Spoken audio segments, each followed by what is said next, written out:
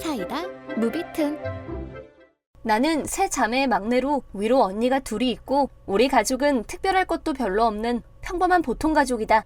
그러던 어느 날 작은 언니가 직장 상사와 불륜 관계였던 사실이 발각되어 충격을 안겨줬다.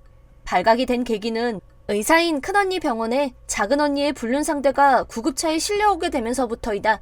대학을 갓 졸업한 신입사원이었던 작은 언니는 불륜 상대인 상사와 호텔에 갔고 거기서 상사가 갑작스럽게 고통을 호소했다고 한다. 당황한 작은 언니는 서둘러 구급차를 불렀고 불륜 사이이다 보니 구급차에 같이 타고 싶지는 않았지만 출동한 구급대원이 동승할 것을 요청하자 어쩔 수 없이 구급차를 같이 타고 병원까지 왔다고 하는데 병원에 도착한 상사는 목욕가운만 걸친 상태였고 작은 언니는 고딩 교복에 코스프레 차림이었다고 한다. 그리고 병원에는 큰언니가 있었다는 사실.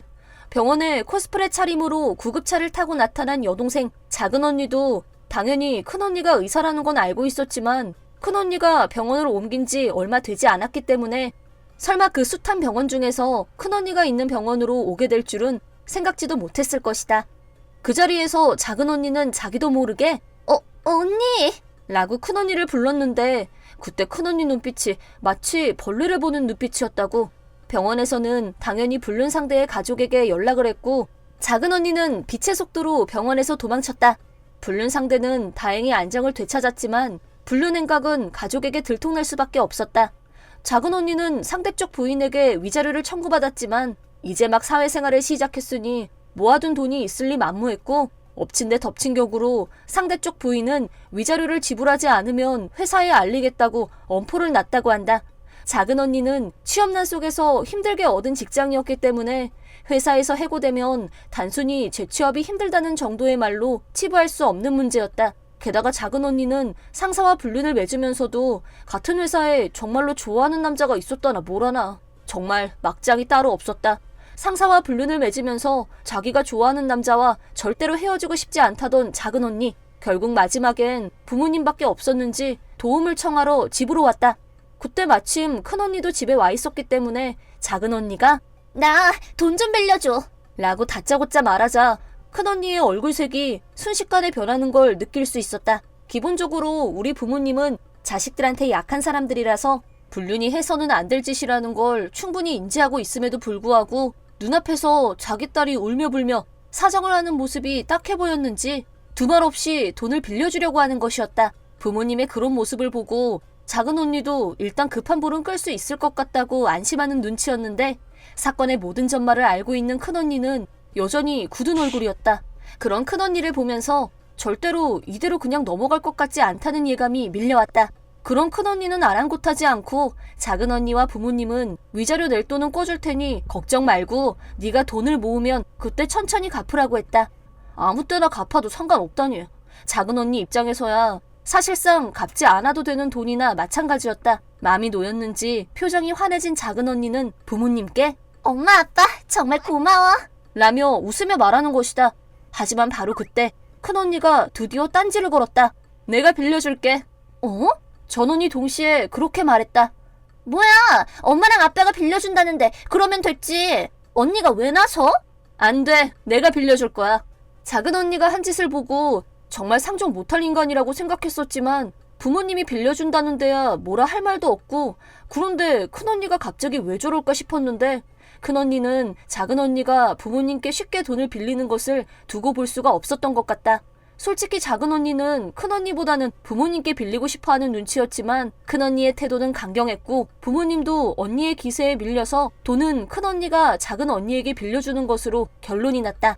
큰언니는 작은 언니에게 불륜을 맺게 된 경위와 그 결과 위자료를 청구받았다는 사실과 빌린 금액 등 모든 내용을 문서로 작성하게 했다. 그리고 단 한 번이라도 변제가 체납됐을 경우 혹은 부모님께 빌려서 변제했을 경우에는 작은 언니가 결혼할 때 이 문서를 상대 쪽에 공개할 것이며 회사에도 알릴 거라고 선언했다. 내 친언니지만 진짜 대단하다는 생각도 들고 큰언니라면 정말 그렇게 하고도 남을 거란 생각에 소름이 돋았다. 나는 아직 대학생이었고 부모님과 함께 살고 있었지만 작은 언니는 직장도 다니고 집에서 독립했으면서도 방세는 부모님이 내고 있었다. 심지어 핸드폰 이용료도 부모님이 내고 있는 실정이었다. 나도 핸드폰은 부모님이 내주고 있었지만 작은 언니는 월급 받아서 대체 뭘 하길래 아직도 저렇게 부모님한테 손을 내밀까? 라는 생각은 전부터 하고 있었다. 어디 그뿐인가? 엄마가 주 3회 작은 언니 집에 가서 청소, 빨래, 음식까지 다 해주고 있었다. 솔직히 작은 언니가 저 모양인 건 부모님이 너무 오냐오냐한 탓도 있다는 생각이 든다. 하지만 큰언니가 돈을 빌려주는 조건으로 지금까지 써왔던 엄마 찬스도 모두 금지시켰다. 빨래며 청소, 요리까지 모두 해주는 사람이 없어지니 작은 언니는 꽤나 황당해했는데 그 중에서도 방세를 자기 돈으로 내야 한다는 사실이 작은 언니를 가장 화나게 한 것 같았다. 왜냐하면 작은 언니는 부모님만 믿고 상당히 비싼 곳에 아파트를 얻어 살고 있었는데 막상 자기가 방세를 내려니 여간 힘이 붙이는 게 아니었던 것이다. 큰언니한테 꾼 돈도 갚아야 하는데 이러면 나는 생활을 어떻게 하라는 거야? 라며 큰언니가 없을 때 엄마한테 투정을 부렸다. 진짜 속셈은 큰언니 몰래 엄마한테 돈을 받으려고 한 것 같은데 큰언니는 작은 언니가 그렇게 나올 거란 것도 이미 꿰뚫고 있었다. 미안해. 엄마는 도와주고 싶은데 네 언니가 죽어도 안 된다고 저렇게 엄포를 놓잖니. 엄마, 괜찮아. 지금 언니 없잖아. 나랑 엄마만 알고 비밀로 하면 언니가 어떻게 알아? 절대 몰라. 아니야. 그래도 안 돼. 엄마가 워낙 감추는 걸 못하잖아. 그리고 네 언니가 얼마나 예리한데. 엄마의 말에 나도 모르게 고개를 끄덕였다. 엄마는 뭘 숨길 수 있는 타입이 아니고 큰언니는 예리하고 냉철한 사람이라 비밀로 한다고 해도 탄로날 게 뻔했다. 엄마의 그런 태도에 작은 언니는 금세 울상이 되었다. 우리 집은 부모님보다 큰언니가 더 무서운 존재였고 부모님도 큰언니를 무서워했다. 큰언니는 감정적으로 따지는 게 아니라 논리적이고 이론적으로 설득을 하기 때문에 누구도 쉽게 반론을 펼치지 못했다. 작은 언니는 대학 졸업 기념 및 취직 기념으로 자동차를 선물 받았었는데 그 자동차 키도 큰언니에게 몰수당했다. 자동차도 못하게 하면 나더러 출근을 어떻게 하라는 거야? 지하철을 타던가 자전거를 타던가 찾아보면 방법은 얼마든지 있어. 이건 담보로 잡아두는 거야. 만약 네가 내 돈을 갚지 않으면 그 즉시 팔아서 그 돈으로 충당할 거니까 그렇게 알아. 작은 언니가 아무리 사정을 해도 큰언니는 눈 하나 깜빡하지 않았다. 여기서 무엇보다 포인트가 되는 변제 방법은 매달 월급에서 자동이체하는 것이 아니라 큰언니 집까지 자기 발로 찾아와서 매달 그달의 변제 금액을 직접 전달하는 것이 조건이었다. 왜 꼭 직접 돈을 건네야 하는 건지 그 이유는 나도 모르겠다. 하지만 남의 돈을 빌리는 게 얼마나 힘든 건지 그리고 그게 얼마나 고마운 건지를 깨닫게 하려는 의도가 아니었을까? 언니들 집은 겨우 지하철 2개역 정도밖에 떨어져 있지 않았지만 큰언니의 직업상 한밤중에 퇴근하는 날도 많아서 작은 언니가 그 시간에 맞춰서 가야 하는 날도 있었고 골빈 여자인 작은 언니는 택시를 타고 가서 큰언니한테 택시비 내달라는 전화로 불러낸 적도 있다는데 열이 받은 큰언니는 당연히 택시비를 내주지 않았고 잘못하면 경찰서에 끌려갈 분위기가 되자 어린애처럼 엉엉 울면서 큰언니한테 매달리고 그때는 하는 수 없이 부모님이 가서 도와줬지만 정말 구제불능이 따로 없다. 사내 연애를 하던 남자와도 그 사이 헤어지게 됐는데 구제불능 작은 언니는 큰언니에게 언니 병원에 괜찮은 사람 있으면 소개해줘. 라는 뻔뻔한 부탁을 했다가 큰언니가 어찌나 화를 내던지 무서워서 울기까지 했다. 큰언니 병원에서도 작은 언니가 구급차에 실려와서 그 다음 어떤 일이 벌어졌는지 알만한 사람은 다 알고 있었고 네 동생 코스프레하고 구급차 타고 왔다며? 라면서 놀려먹는 사람도 있었다고 했다. 다 떠나서 매사 반듯한 범생이 큰언니가 불륜관계가 들통나서 위자료를 물어준 작은 언니를 자기가 아는 사람한테 소개해줄 턱이 있나? 그런 풍파가 일어난 지도 어느덧 2년이 지났을 무렵 드디어 작은 언니가 돈을 다 갚게 되었다. 그 뒤에는 큰언니의 사모방 관리가 있었기에 가능했던 일이지만 말이다. 옆에서 보고 있는 사람이 더 살떨릴 정도였다. 하지만 그렇게 구제불능이었던 작은 언니가 지난 2년간 큰언니의 엄격한 교육을 받으며 조금은 정상적인 사람에 가까워진 것 같은 느낌이 든다. 하지만 큰언니는 돈을 다 갚은 작은 언니에게 이 문서 내가 복사본 가지고 있으니까 다음에 네가 또 허튼 짓 하거나 부모님한테 손 벌리는 날에는 네 결혼식 날 하객들한테 한 장씩 돌릴 거니까 앞으로도 똑바로 해 라고 못을 박았다. 알았다니까. 이제 그만해. 그 대답을 하던 작은 언니의 완전 쫄은 모습이라니.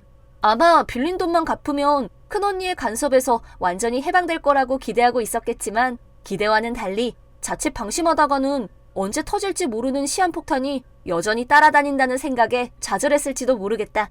아무튼 큰언니의 특효 처방은 구제불능이던 작은 언니가 사회적으로 지탄받을 만한 일을 저지르거나 부모님을 힘들게 하는 일을 완전히 차단하는 효과를 거뒀다. 부모님도 제대로 교육을 못 시켜서 구제불능이던 작은 언니를 새 사람으로 만든 큰언니의 능력에 그저 감탄할 뿐이다. 작은 언니도 처음엔 힘들었겠지만 큰언니의 엄격한 집중교육을 받은 덕분에 비로소 사람꼴이 돼가고 있으니 제대로 된 사람으로 거듭날 날도 머지 않은 것 같다.